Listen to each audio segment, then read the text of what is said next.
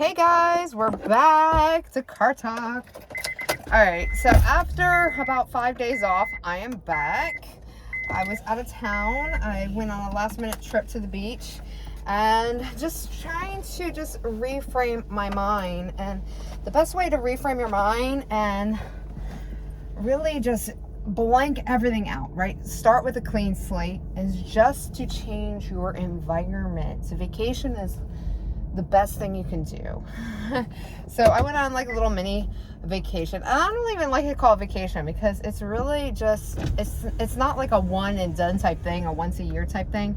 It's literally something I got to do every single month. I've got to go to a new place and just reconnect to myself, meaning getting away from everything I deal with here on my estate to, dealing with I don't want to say my kids, but yes, the things that I have to decide on and raising my kids by myself, because there is no input from a significant other. Oh, I gotta replace some wood. Like some wood is like rotting or something on my fence, so definitely had to do that.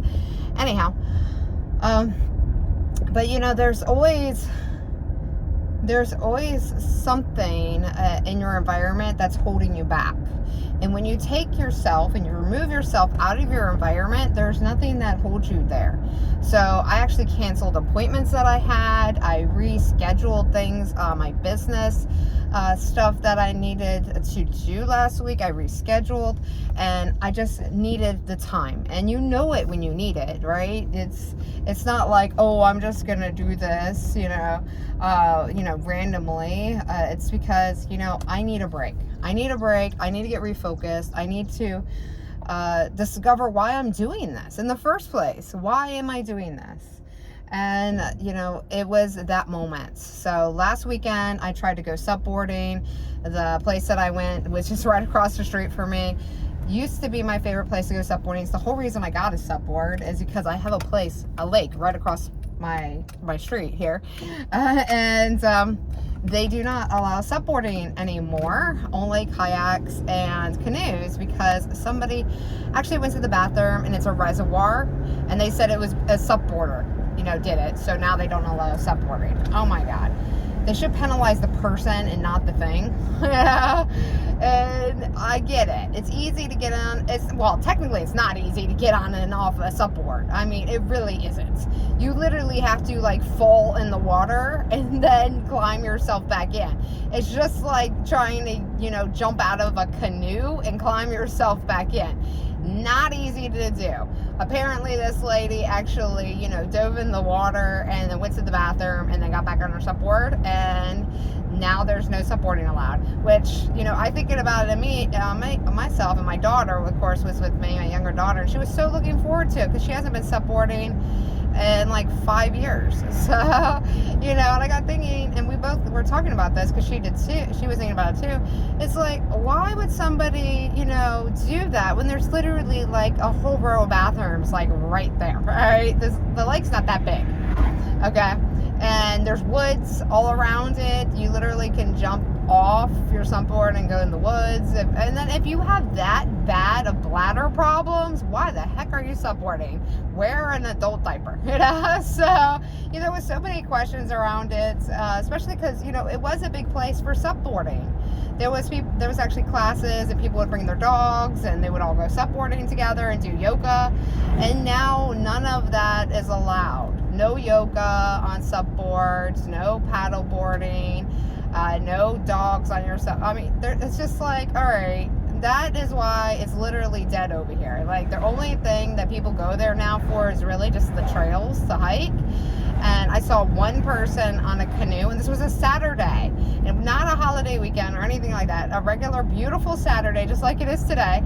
And there was literally one person out there on the lake with a canoe, and nobody else was there. And there's usually bikers, but this time of year they'll go up further to the mountains.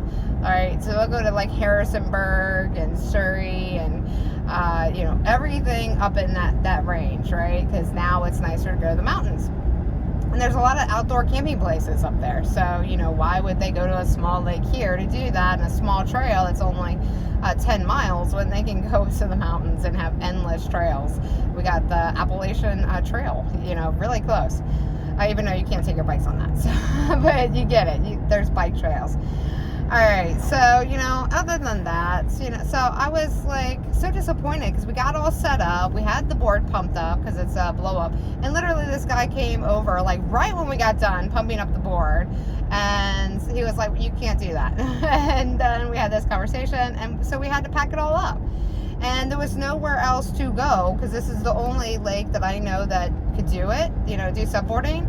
We have a river right across my other street, right behind my house, but that has rapids. No way you're going subboarding on that. You take your kayak, all right? You take your canoe or whatever.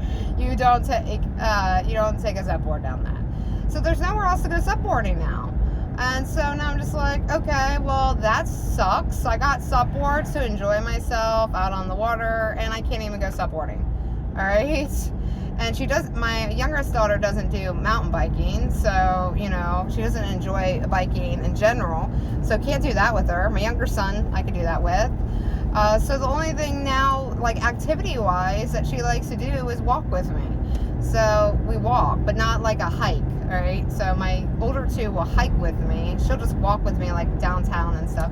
But, you know, it was a way to, you know, get her out and getting her learning a new skill. And now I can't even do that. I can't even teach her how to subboard because now there's nowhere to take her around here. So I was very disappointed. So I'm like, you know what? Let's just go to the beach. If they have a spot, we'll pack it all up. We'll go for the week. And of course we got there and it rained like the whole time we were there. We got maybe like an hour, 2 hours on the beach during the whole like 4 days. And so it was pretty much a wash. Haha, pun intended. But hold on. I just noticed they didn't build on this one side, and I thought they were going to build on it. They actually made like a drainage field. Anyhow,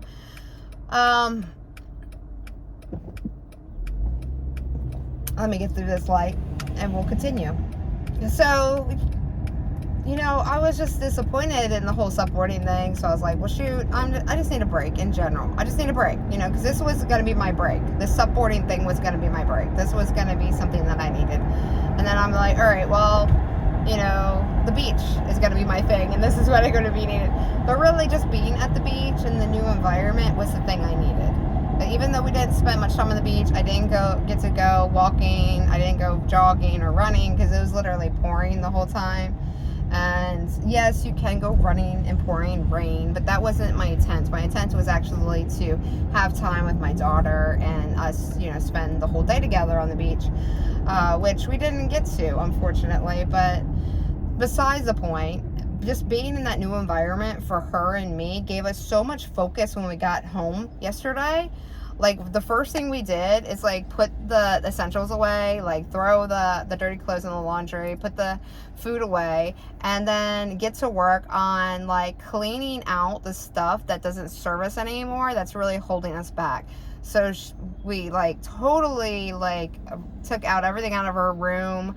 I cleaned a majority of it while she was, you know, managing the dishes and the laundry with my other two kids. And, you know, we were just all really focused on just like, what is holding us back? Okay, this is what's holding us back. This is the things that we need to take care of. So let's take care of it like right now.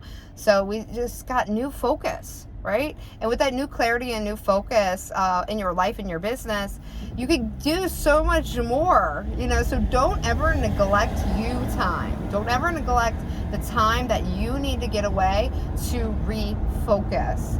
And I can't stress this enough. It's not selfish. Let me reword it. Self-care is not selfish. Okay, self-care is not selfish. And this, yes, includes vacations. This includes time by yourself. This includes massages. This includes your health, your diet, what you eat. This includes your nails and hair and skincare. This includes those expensive clothes. This includes the way that you treat yourself to coaching courses. You know, I'm a coach, but just even investing in your education and your knowledge, that is self-care, and it's not selfless, okay? So anyhow, that is where I'm going to leave it, because I am actually near my massage place, and see how close I am to everything. This is why I really like my location too. But I'm right here, so I'm going to go run in, and I hope you guys have a wonderful day. Again, if you enjoy these videos, leave a comment. What did you learn from this video? What made you think? Okay, maybe if you didn't learn something, what made you think? Okay, and do you think self-care is selfish? Do you have a self-care routine? I would love to know those answers. Okay, so comment below, and I'll talk to you guys soon. My name is Amina K. Thornton. Make sure that you subscribe to my channel and you turn on notifications to always, so you don't miss another one of these car talks or any other one of my series. Thank you so much. I'll talk to you soon. Take care.